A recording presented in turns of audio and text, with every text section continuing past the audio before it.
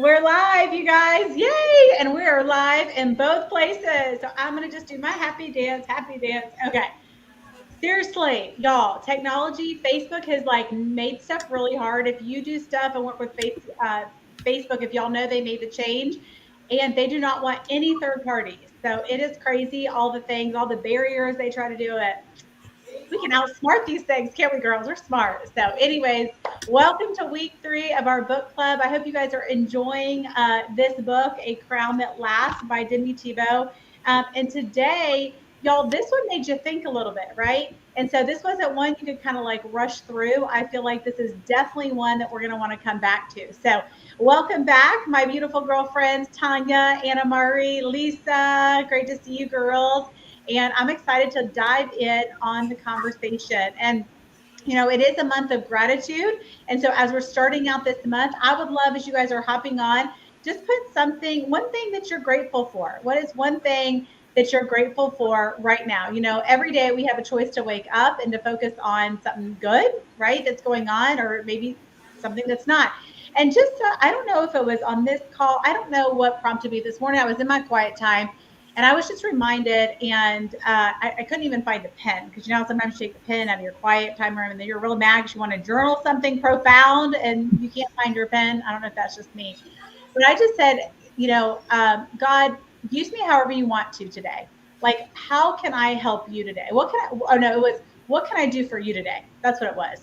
God, what can I do for you today? And so many times I know I'm guilty to start out my day and yes, start out in gratitude, but then like still tell him all the things that like I'd like him to do for me that day. And I just thought, what a great reminder in the month of November as we're being grateful. What if we didn't even, what if we were just grateful and just thank God?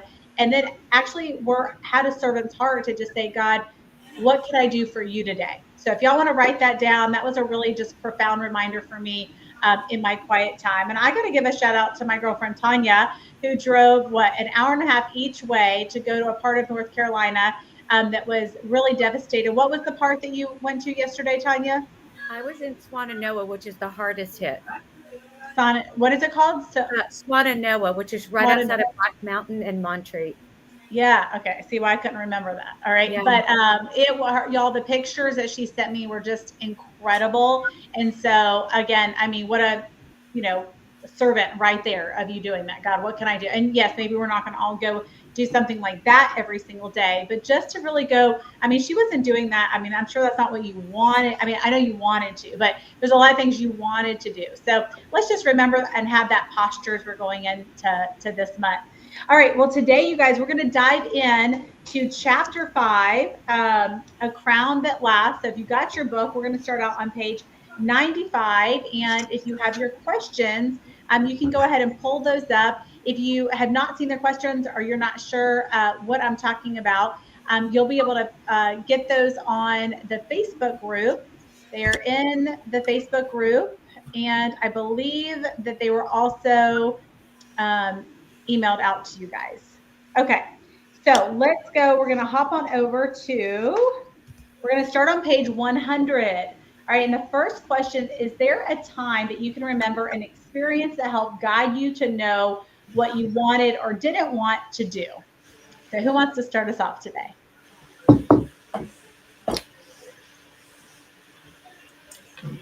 I'll start. All right. So when I was in college, actually, my first major was in education. And I remember I loved being with the kids. That was like my favorite. I loved teaching them. I loved watching their little faces when they learned something new. I love that, just their minds, just when they get to work. Um, but I quickly learned and God quickly showed me that I did not like the parents so much. Like, I did not like the part of like having to communicate with the parents or having to um, explain things to the parents. And sometimes, like, the parents thought that everything was on me, that they had no responsibility, that once they were there, that they were essentially my problem. Um, and that they had no responsibility at home. And I was like, Lord, I have a heart for these kids and I really want to teach them. is this what I'm supposed to be doing? Because I have a feeling that I may get arrested. Like, you know, like I'm just like, because I can't really, you know, and and separate myself from that. And so he kind of pulled me away from that part of my life, like where he was like, no, this is not for you. And I'll share later how he brought it back, you know. And I was really disappointed at that time because I was like, but I love the kids, you know. But I was obedient and I followed it, and you know, he's redeemed it in so many ways. That's amazing. But that was one of the points in my life where I was like, okay, okay. Yeah. Yeah. Yeah. I know we have to try things, right? Wouldn't y'all agree to like figure it out?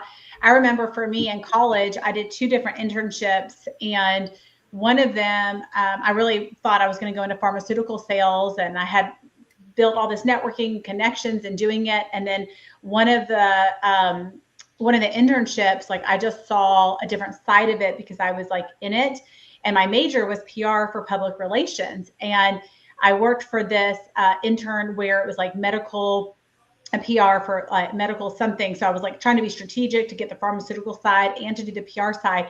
And I was sitting behind this desk all day long trying to do computer stuff, y'all. Can y'all imagine me doing computer stuff? I mean, y'all know that's not a strength. But in my head of like the PR with the people and raising the money and doing all that, like I got to do that one time in the whole, thing. And I do have to say, I brought it home, baby. I had Tim Tebow, or not Tim Tebow. I wish it was Chris Ricks. He was our FSU quarterback at the time when I was there, and he came, got all the guys. I mean, we made it big and we did it amazing. So I thought I could be good at that side, but then 95% of my time for the next 20 years was going to be doing all the, graphic stuff that wasn't great. But my second internship was for a radio station.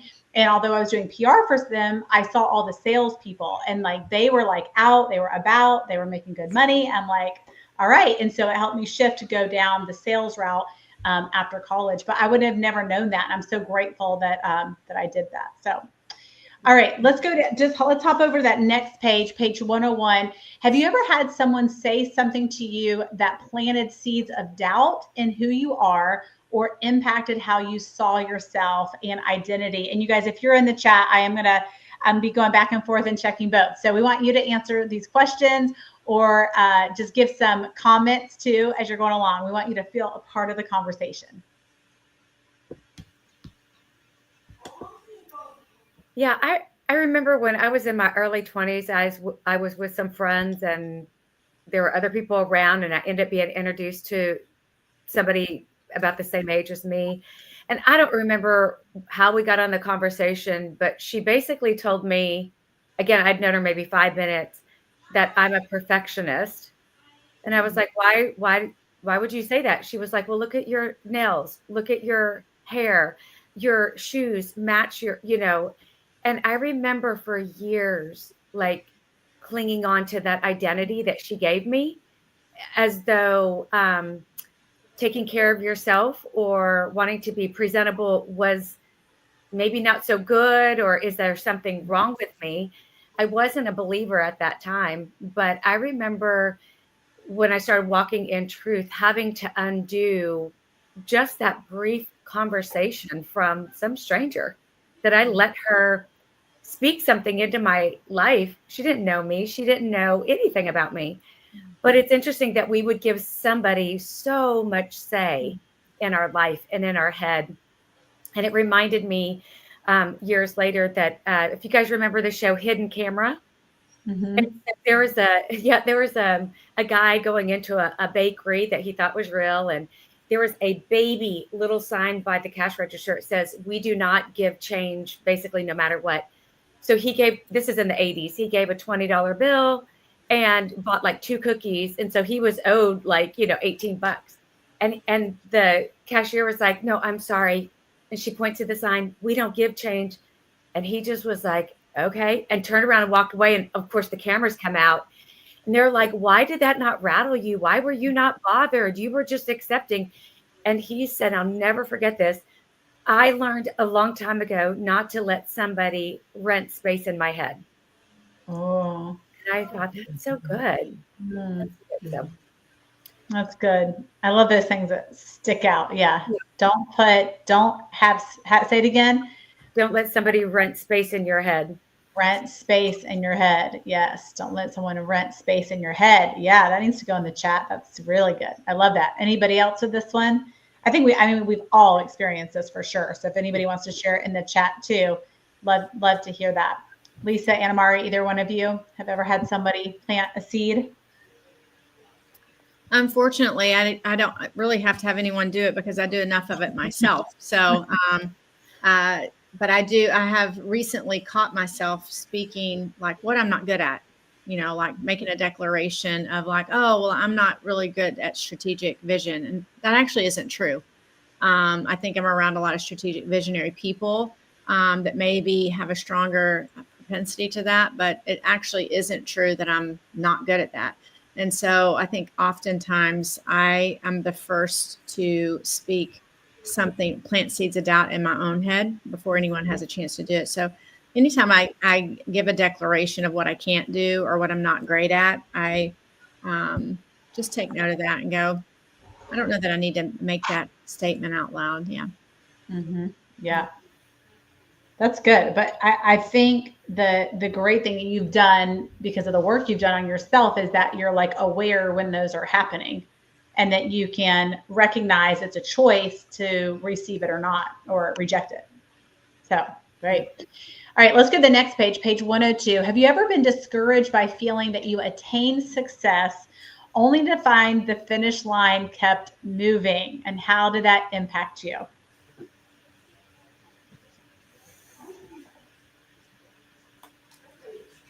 This is totally related to freedom for me, like the freedom that God wants to have for our lives, of like things, strongholds that are, they kind of have a grip on us, whether it's lies we believe or, judgments we have against other people, just this, just unforgiveness in our heart, all those things that kind of bind us up, and we're not really operating in the fullness that God wants for us here on planet Earth. And so I actually remember conquering levels of freedom at 29 and then realizing at 35 I had more to do, and then at 45 I had more to do, and then I'm like, when am I ever going to be done with this?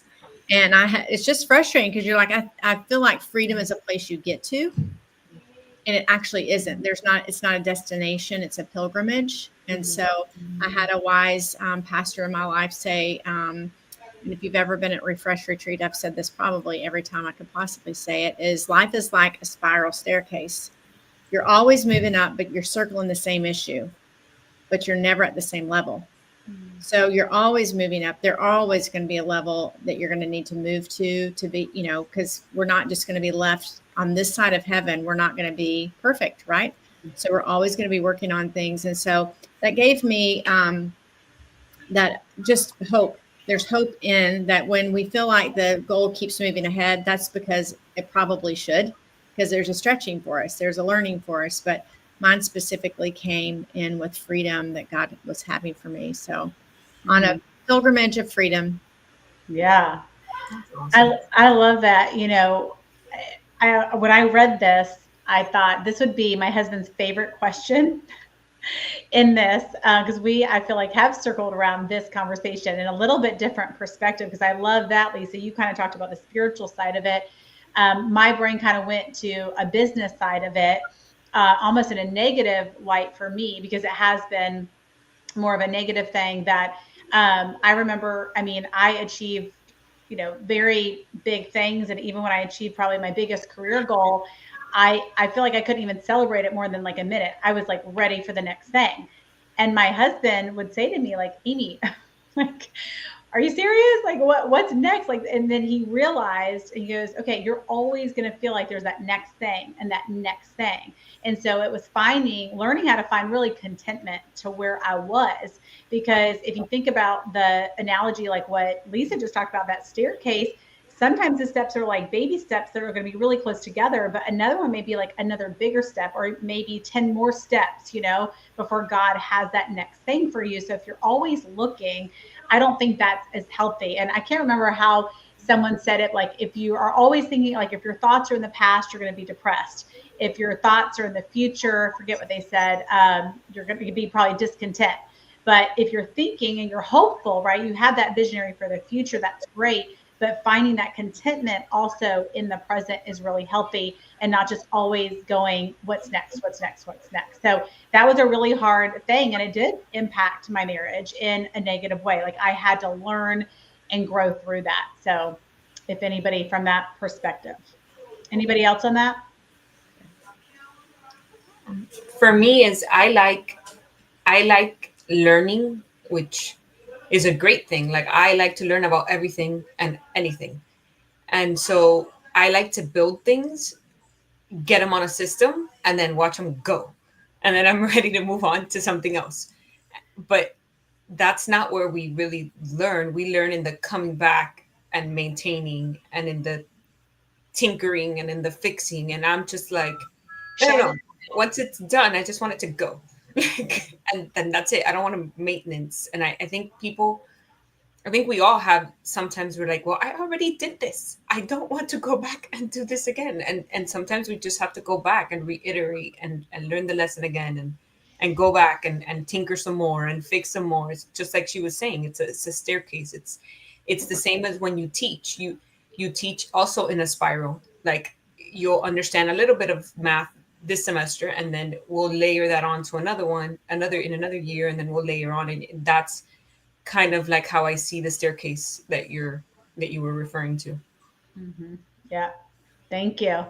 And Irina said she loved that don't let anyone rent space in your head. When you allow someone to rattle you and take away your joy, you give them the tremendous power over you. I live that, but not always easy to hold it together. Ain't that the truth, Irina? All right, let's jump over to page 104. What experience, situation, words spoken of you helped you identify your purpose? So now we're going to go, what are those things that maybe over the years that you have either experienced or someone has said to you, helped you kind of start to identify, the way, what God made you for. Again, was it a gift that you discovered by trying something new, stepping out and doing something like we talked about in the beginning, or maybe a joy, like this overcoming, like, oh my gosh, I love this, like this feels right. This is what I would feel like I was born to do. Or again, maybe it was words that were confirmed, or affirmed in you. So who wants to start? I love this question. Yeah, I'll start. So a couple of years ago, I had worked for the Billy Graham Ministry, and I was working on a project called My Hope. And so I mean, totally out of my comfort zone, career nanny. What do I know about entering reports and being a regional manager over an area and speaking to pastors? It was also brand new to me, but did that for a little bit. And then a position was created at the Billy Graham Library for me. Long story, but ultimately it was in development. And it was one of the VPs that interviewed me and said, I really think I want to create a position for you in development. I think you would be great for it. What do you think? And I'm like, yes, that's fantastic. And I couldn't wait to get out to my car to Google development. I had no idea what he was talking about. No idea.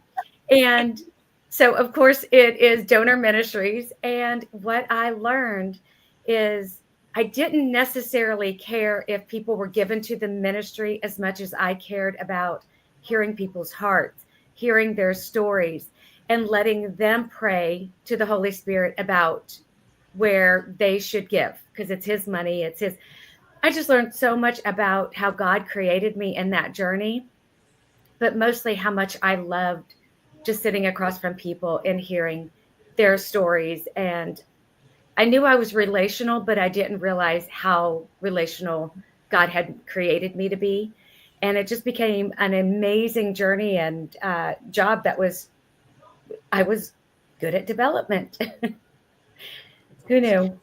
What's so cool about that, Tanya? I mean, that is like the neon sign, right? I mean, it's not like, hey, I think you'd be good for this, or I think you'd be good for that. It's like, wow, I see such a strong gift in you that we're actually going to create a position. Yeah. I mean, that's incredible. Don't we all those are those God moments, thank you for making it obvious. So good. Yeah.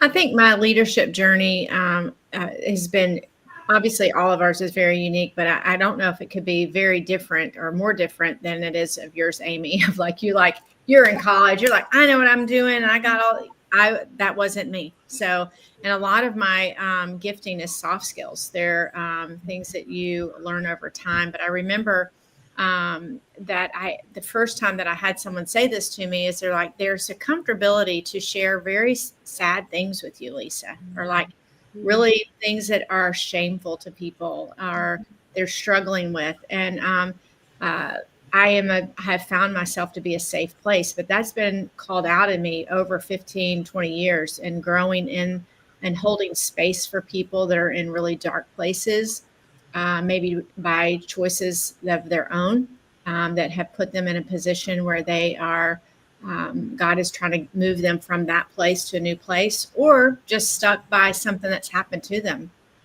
and sent them on a spiral of poor choices.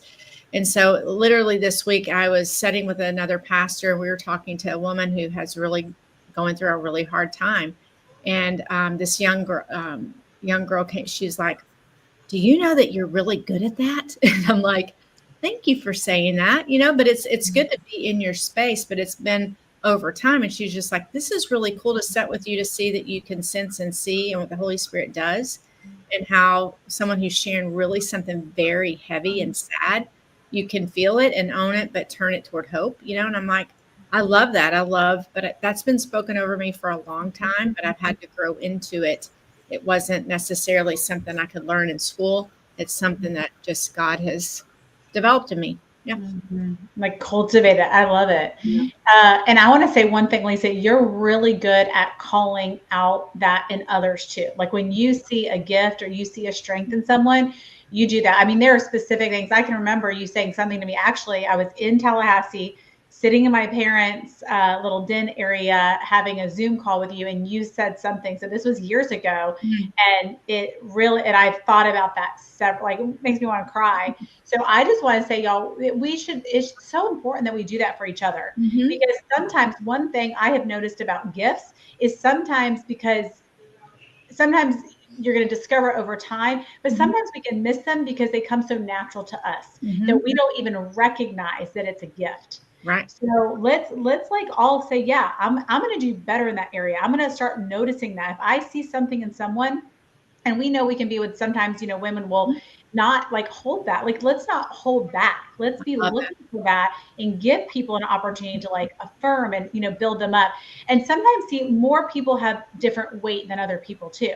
So don't underestimate what your weight has for someone. And, I was, as you were talking, Lisa, I was thinking something was kind of funny, because one of mine, I think for all of us, and Tanya and Lisa and Anna Maria, I'm sure for you too, like all of us, somebody had to say something to us, right? Or more than one person had to like bring that out. And so depending on like when it like clicked for you, or maybe it was like the first person or the 10th person or the third person. And I remember just with my speaking kind of career, early on, my dad came and watched me do a speech, and we went out to dinner. And later on, during our dinner conversation, he goes, don't take this the wrong way, honey. But no, he first said, did you write that? And I said, yeah. And I was, probably like 26 at the time or something like that. And he goes, okay, nobody helped you write that speech. My dad was actually a speech writer right out of college for politics before he went into coaching. And so he goes, well, don't take this the wrong way, honey, but I didn't know you were that smart. So it almost had to be like a gift, but it meant a lot coming from my dad, but he was very critical. My dad does not give out compliments easy. So for him to have acknowledged something, of course, meant a lot because it was him, but because I knew how like critical he was. But it was always like, well, yeah, it had to be a gift, right? Like maybe I'm not that smart, but hey, God's given us. So it's funny how that goes. All right. I love it. Anna Maria, anything you want to add on that? Because I love this question. Yeah, I mean, I think sometimes it's not only that we don't see our gifts. I think sometimes it's at some point in your life, somebody was critical of your gift. Yeah. And you kind of created like, I don't want to be criticized for being, it's kind of like, oh, you're bossy, or, oh, you're, just things that are told to you. And sometimes it's not like they're saying it out. It could be generational. Like they're making comments just because that was the time that they lived in, and they thought, or it could be just they feel uncomfortable around you because they're not like that, and so they make comments to kind of, or it could just be like my personal case. I'm an anomaly. I feel like in my family, I have the ability to do a lot of things all at the same time, and keep a lot of things going. And my family is more like one at a they can't, they're very like, okay, we got to think about this for 10 years and then we're going to do it, and then we'll think about this for another 35 years and then we'll do it. And I'm kind of like, so that part of me, when I came home, that all those things that I used to use at work and in my life, I transferred them over into my home. And so I was home now, and I was homeschooling, and I was running a business, and I was helping my husband with his business, and I was keeping my house, and all the things that I'm just normally, I just do without even thinking about it. And it wasn't actually until the first refresh retreat that I went to that we were talking about identity, and we were talking about Esther. I think it was that one. I can't remember. And Ari looks at me and she's like, "What are you?" She's like, "I don't understand how you don't see you're the Proverbs 31 woman. Like, I don't understand. Why can't you see that?" And I was like, because for the people around me, they just never understood me. So I thought I was kind of like, had, adult ADHD or something. I don't know. I don't know. Like, I don't want to make light of that, but I was like, well, maybe I'm not okay. Like, so, and she was like, "What are you talking about? You're the Proverbs 31 woman." She's like, "You have a business. Your kids love you. They're your blessings. Your husband worships you. Like, like what? It's focus." And it's almost like, We need that. We need those slaps from our girlfriends sometimes. Sometimes you're like, and it's different when somebody that carries weight is what you said. Like, she like slapped me into gear, and I was like, "Well, I am," and like. Yeah. That's fun. I love that. Oh, these are so great. I love that question. Okay, so y'all put that in the chat if you're watching on the Facebook group too. What is that? Was it how did you discover your gift? What's helped you discover some of that? Was it someone speaking to you, an experience, a situation? And then let's hop over to page 110. And there's a couple examples there. What are some of your convictions you feel strongly about? And so it says, use the questions there on page 110. Do you have any heroes or role models that inspired you? Key issues that stir your heart up? Or maybe, what you believe. So what are the things that helped shape your convictions with that?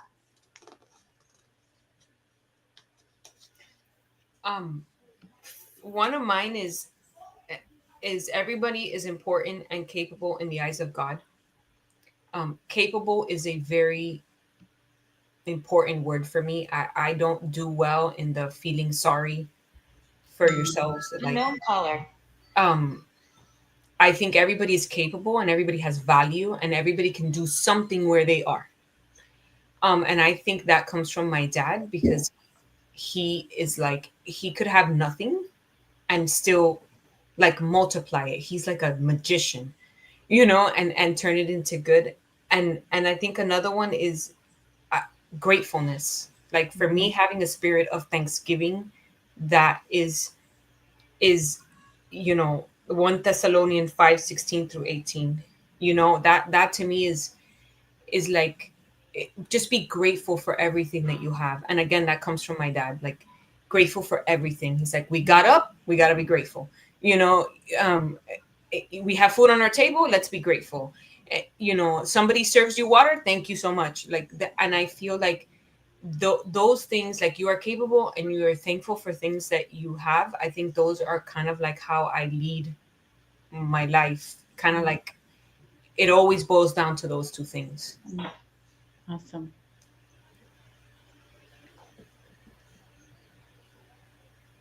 I don't know why kindness is just such an important thing. I mean, that would be a huge conviction, I feel like, for me, but just treating everyone, I mean, kind of the golden rule, right? But just treat everyone kind. It's not hard. So when I see someone just like being rude, I mean, it just, that irks me. And but everybody is valued. Everybody is important as the next person. And so I think it's being kind, whether it's the janitor at the school or the principal, and like making sure you're treating them the same, regardless of their position.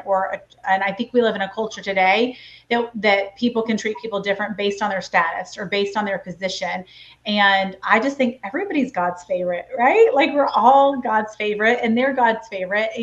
And so when I was thinking about this question, why maybe that is such a strong conviction for me is I probably wasn't always treated, as kind as a kid. And I actually have seen in my own life, like I remember I was kind of like a little bit of a chubby kid. And then it was just almost like my body weight didn't come off as fast. And then when I went to middle school, I remember like boys treated me very different. The same boys that maybe like did not treat me the same in elementary school, I've like started to become the swan now, you know what I mean? And so like that, and then even career wise, like I noticed depending on being at the top of a scoreboard, people will treat you differently. And so, which that just never seemed right to me. So I think just treating people with kindness, regardless of who they are. Yeah. So good. All right, let's go. Oh, go ahead. Well, I was just going to say, I did kind of bullet points, just some thoughts of like thinking, how do I operate or how do I see myself and again, just how I operate. So I put, I'm created in God's image. I'm his girl. I'm redeemed and righteous because of his blood and his sacrifice. My marriage is sacred and bound in a covenant with God. I live as though truth is not relevant or relative. As Anna Mari says, I live with abundant gratitude daily. And my husband and I talk about it.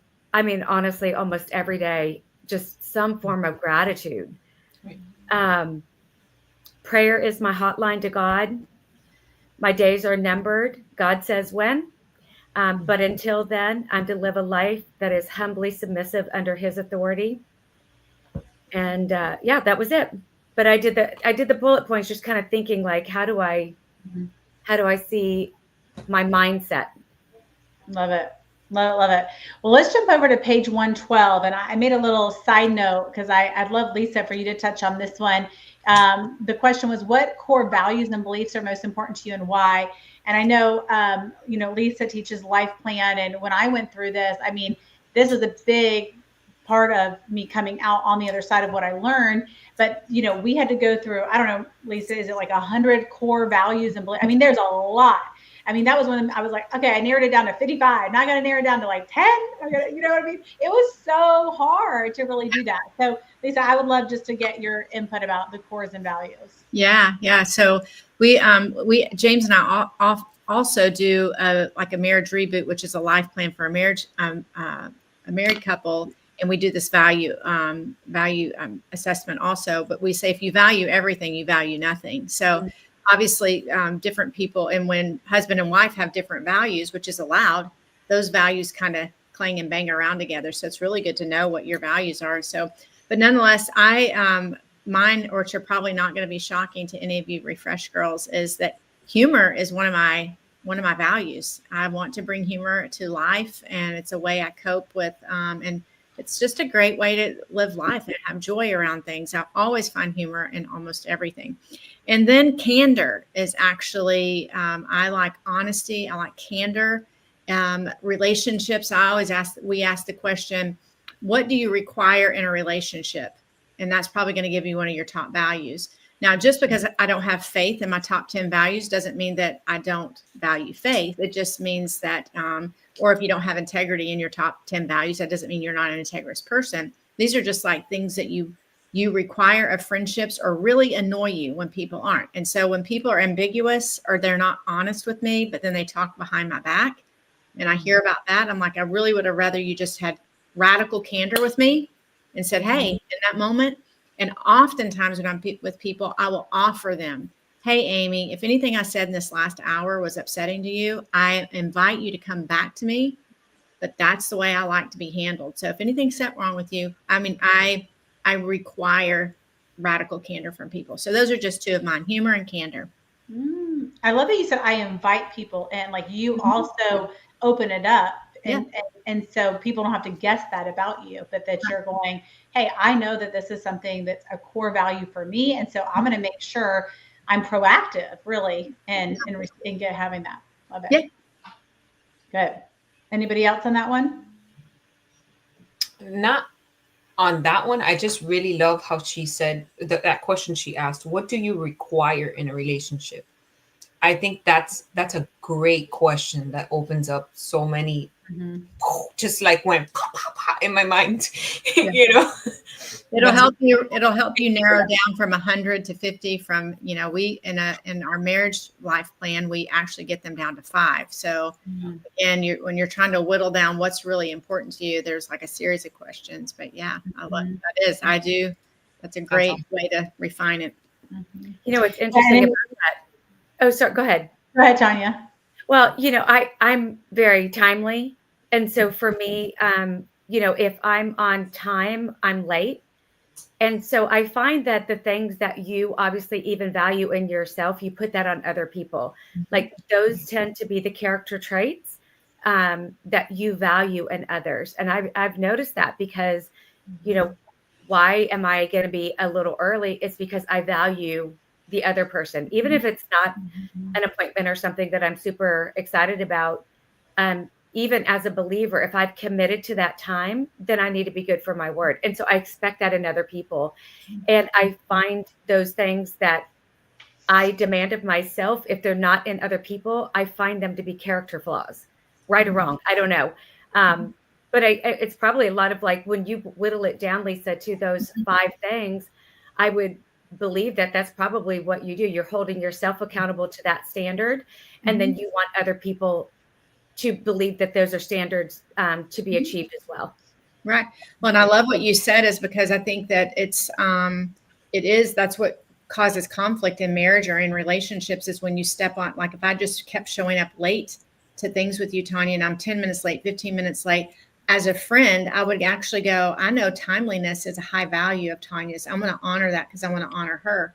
And so I think with James, order is one of my other ones. It's like my house being in order is important to me. And so I would used to say, I'm so disrespected. No one keeps everything in. I am so disrespected. People just walk around here and like ranting and raving. I'm like, no, order is important to me. And so I, in my house with my kids and, but I want to honor my kids' values and my husband's values as best I can. So I think it's okay as long as we state them of like, please do these things. Yeah. Right. They're not mind readers either. Yeah. And I think just communicating, right? Comes back to communicating with the people that we love. Hey, this is important to me, and not being afraid to like have those hard conversations sometimes, to let people know and say, hey, you may or may not know this about me. And I just wanted to share this because this is really a core value of mine. Right. Okay, let's wrap this chapter up. Let's bring home the plane here, land the plane on page 113 to 115 as she kind of wraps it up. Have you ever felt a tug between your career and your calling, or have you formed a connection between the two? And I know this is a very hot topic I tend to have with a lot of women in my mentorship programs. So I'd love to hear y'all's thoughts on this. Well, last year, this June will be 2 years. I left being a nanny after 35 years, being professionally trained. Part of my identity, certainly what I've done, ever since I was 17. And it was a real push-pull. And so it wasn't an overnight decision. It was bathed in a lot of prayer, not just myself, but even with some trusted people in my life. And then when I felt like the Lord gave me that green light, it was giving a 6-week notice. And as that day came, it's a mixed bag of being excited because I knew that the Lord was calling me to ministry. But with every decision made in life, there's a give and a take, right? And so not everything is just a clean break. There's people, especially when people are involved, you love them, you care for them. I'm not going to see these people daily. I'm not going to watch the kids, grow up with a pulse on their lives in the same way. So it definitely can be a push-pull. But what I could tell you is I knew that God was calling me to this, and there was great peace. So in spite of the heart-wrenching stuff, it was bathed in absolute peace. Right. Well, would you, I mean, wouldn't y'all agree? I know, and I don't know that there's a right or wrong answer with this, but typically where I go with this is that you are going to be working probably 8 hours a day doing something. Mhm. And so I know for me, when I left corporate America and I made that big decision, kind of took a step of faith and kind of walked out and became, really the first entrepreneur in my family. And again, this was 20 years ago. So that wasn't when like entrepreneurship was like cool like it is now.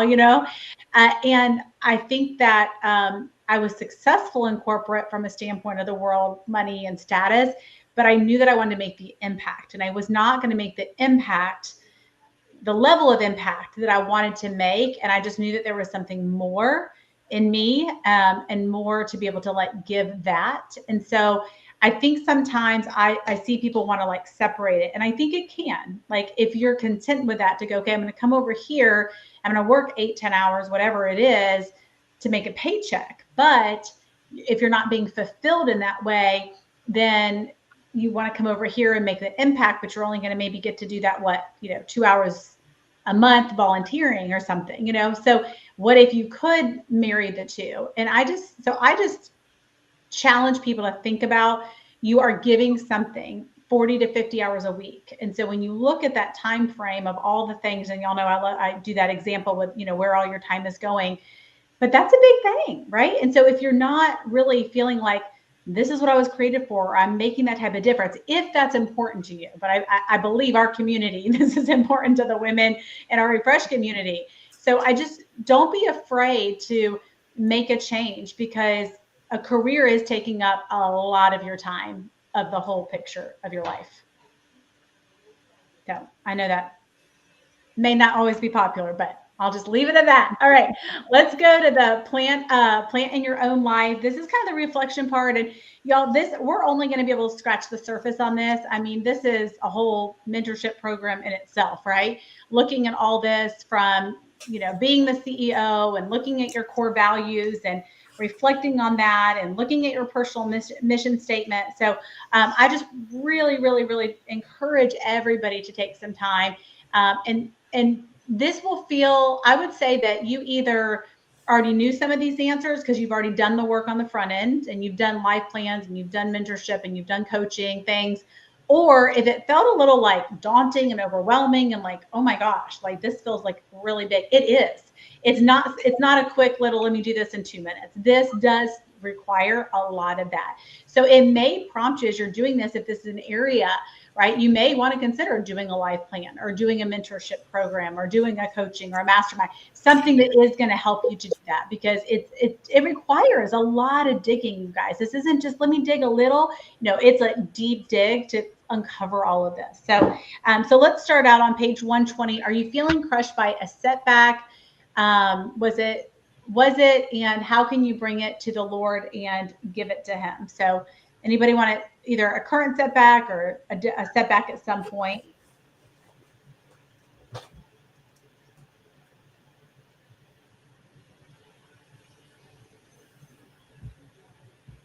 We're all good. No, nobody has a current setback they're walking through. Okay, well, if you're in the chat and you have one you want to share it. All right, let's go then. Let's just keep going, because there's still a lot on here. So what is one thing you've learned in this section about how God sees you?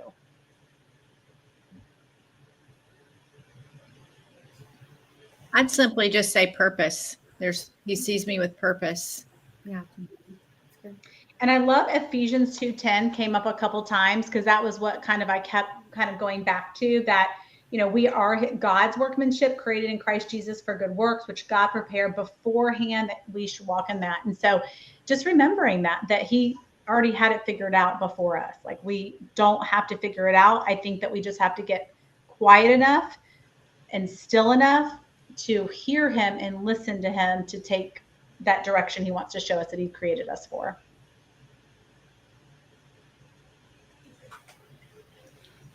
All right, let's talk about, go ahead, Tanya. I just, the whole idea of being the CEO of your life, it's just such a cool concept. And it took me back to childhood. I wasn't the best student ever. And it was really fun when my mom passed away, looking at my old report cards. It was just like, it was me on paper, like, please ask Tanya to stop talking, so much. Please ask her to stop, doing cute pictures on, all this stuff. And, but I remember my mom trying to help me get more orderly. She would say, just pretend like you're a secretary and create your desk space and all this stuff, And that sounded like fun. And then it wasn't. But but I just thought it's just such a cool idea, because it empowers you. When you think that you are powerless, it's not true. We make decisions all the time in our lives. So when you could step back and view it like, I'm the CEO, but I loved the part when she talked about the board of directors are the Father, the Son, the Holy Spirit. What a great image. Mm-hmm. And it reminded me of something I'd heard years ago, that God's plan A all through history is to use man and woman. And by the way, there is no plan B.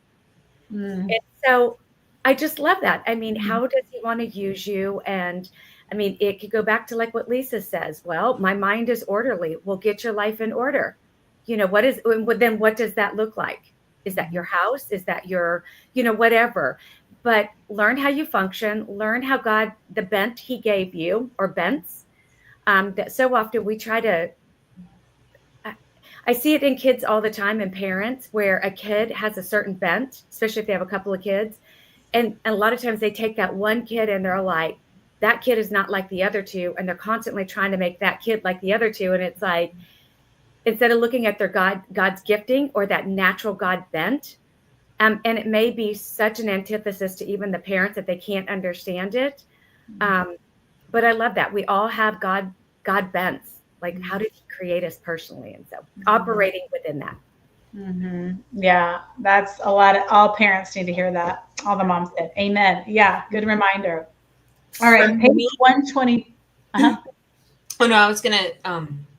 So you asked how God sees you, like what is He revealing to you? And I think the more that you dig into this, is what you were saying. It's not a little dig; it's like dig, right? And He's just showing me my gifts, right? So He's representing my gifts. He's showed them to me before. It's just, He has a way of representing them in a different way.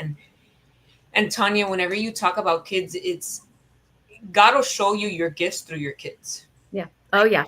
Yeah. And your weaknesses. Yeah, and your weaknesses. Yes, let's go there. But the bents, it's the bents, and going back to the setback that, we skipped over. In the showing of my gifts, my daughter, I held her back this year. It was my decision to hold her back because I just didn't feel she was at the, at the grade level or whatever. And that, I wrestled with that idea, and I prayed a lot about it. And my husband and I were like, what do you think? Like, is she going to feel left out? Is she going to, and I'm like, I just feel like God is telling me to do this. And I don't know why, and He has revealed to me in my gifts that with her, it's like what you were saying, there's always one that's not like the other two. And so with her, I was like, but I don't understand her because the other two are like me, right?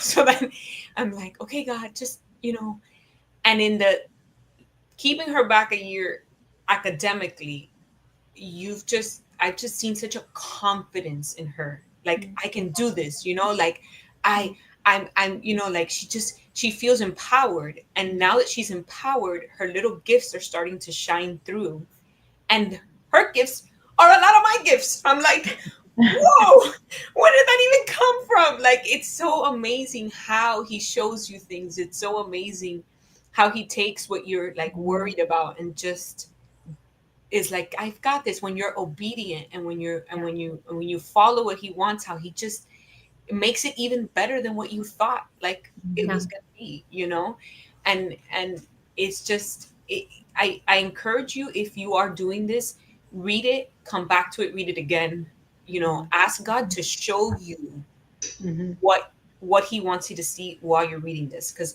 because I will tell you, when I was reading it the first time, I was like, And how does God see me? No idea. Like, you know, and then I went back and I read and I was like, God, well, how do you see me? Like, what is it? Like, show me how you see me. And then he did that whole thing with my daughter. And I was like, oh, I get it. You know, Love it. you know? Yes, don't rush through this part. Oh, Let's look on page 122. And there's two questions, so I'll just kind of do both of them, and then you can answer either one that resonated. But what are 3 ways that an internal identity is more significant than an identity based on performance, looks, wins, social status? Or the other part to that was list 3 ways you can build your personal brand the kingdom way. I think your eternal identity lasts for generations. I think when we work on the external, that goes with you, you know, but the eternal, like, are we choosing to honor God, and everything that we work on eternally will be passed on to our daughters, to our sons, to our grandchildren, and for generations. Yeah. Yeah. I went to a memorial last week and I didn't know the gentleman. It was the prayer chair's son, the prayer chair for our ministry. But I left there feeling as though I had met him and wishing that I had him in my life, because he obviously was a very good friend to people. Mhm. And so it makes me think of, you know, your personal brand.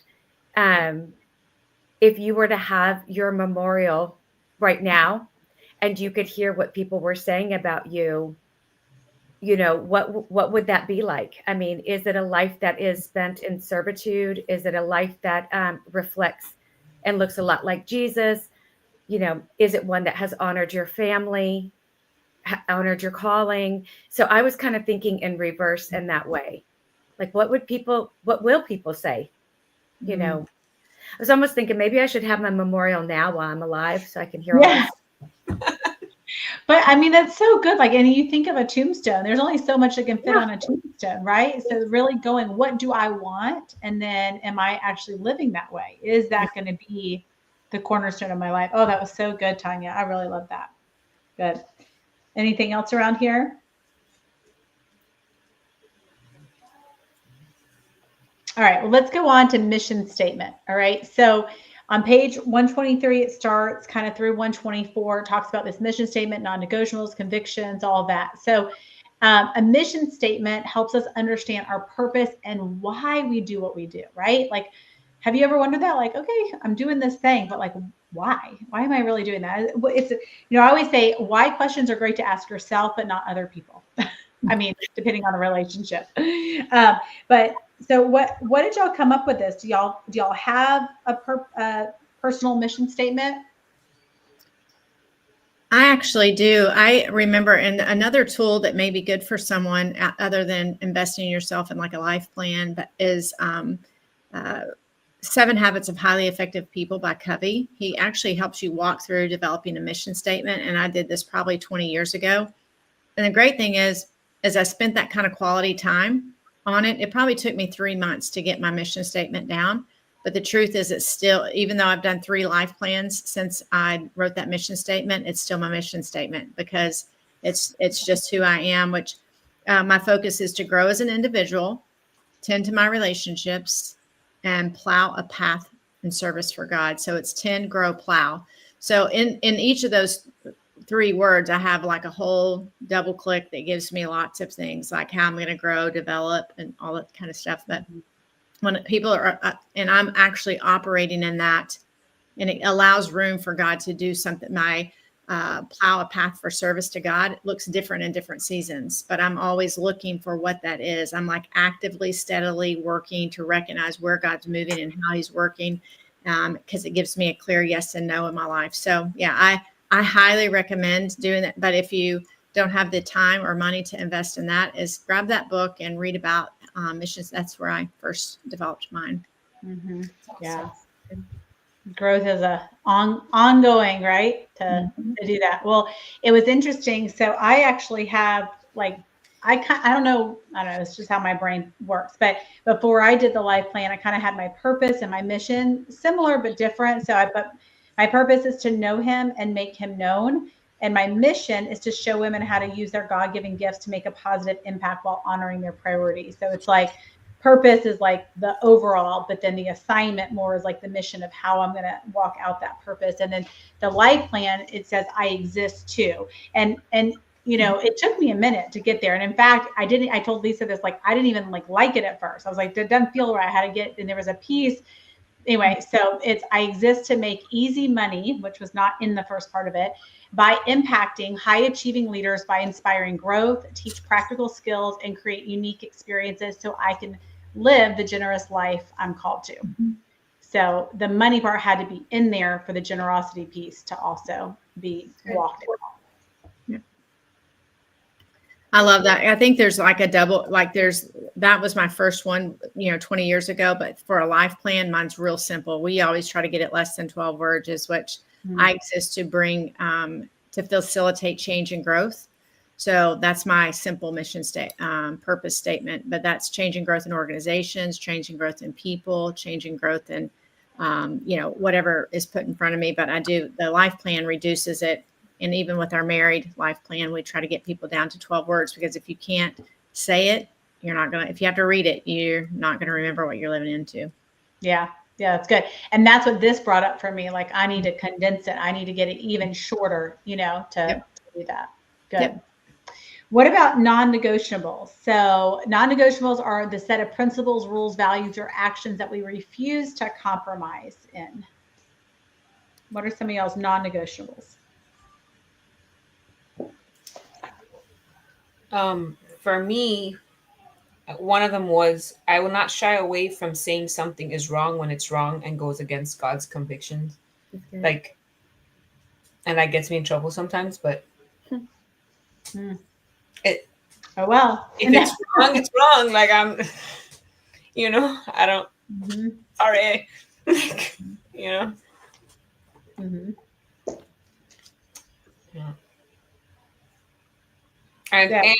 And I will tell you, before I was a believer, I was a judgy-wudgy. Like, I judged. And now I'm convicted. I'm like, he's like, you cannot judge. He's like, you will pray for others. And now he's convicted me so that when I'm like, well, giving people that, like, I'm like, nope. And then I immediately, like, I will pray for them.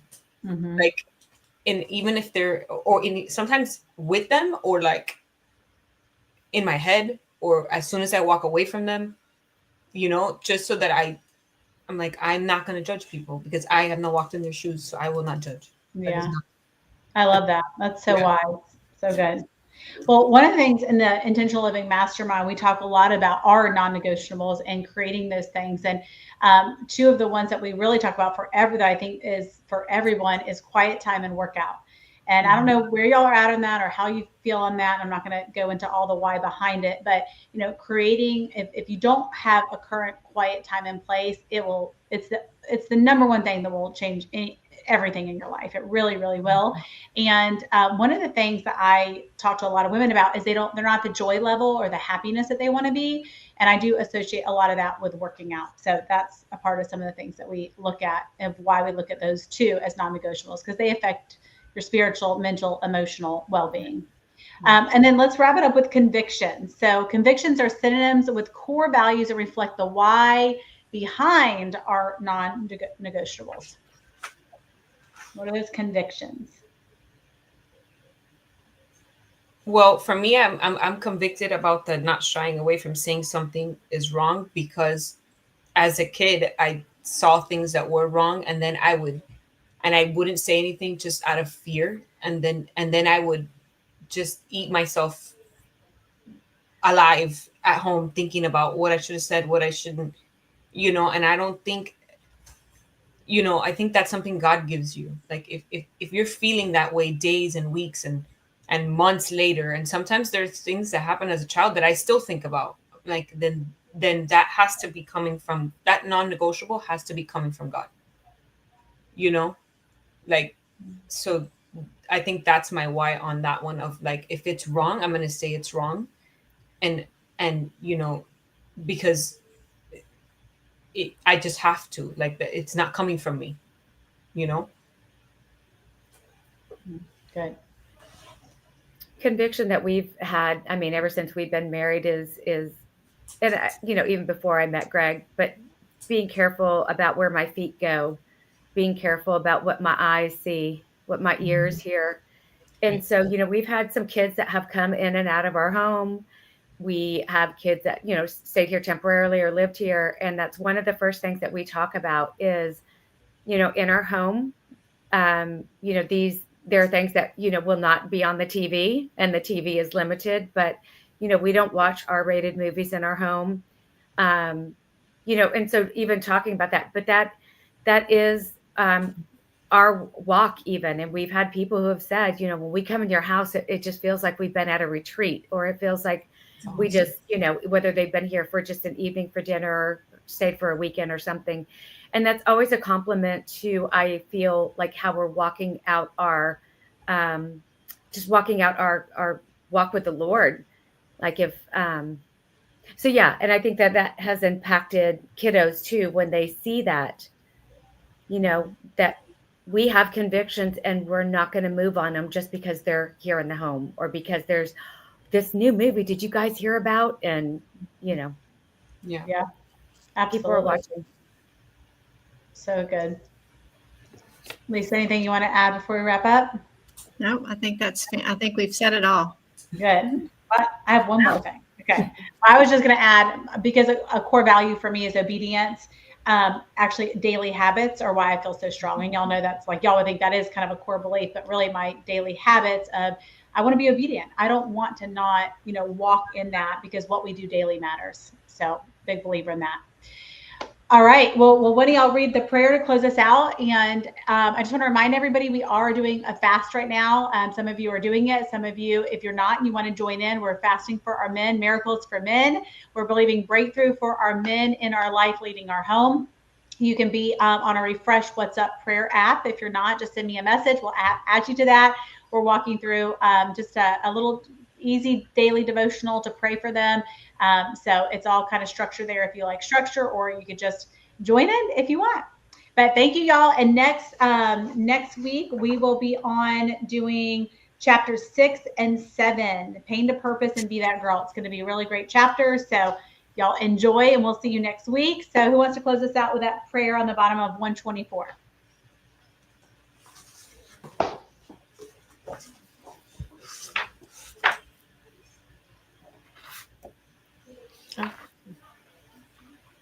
Tanya, you got us? You got it. Okay. Yep. Thank you, God, Thank you, God, that as your daughter, I can ride life's highs and lows. No matter the outcome of the situation, I can trust that you have my best interest in mind. Unlock in me the revelation of what it means to be your child, so I can live fully and successfully. In Jesus' holy name. Amen. Amen. All right. Y'all have an amazing day. Bye, guys. Bye.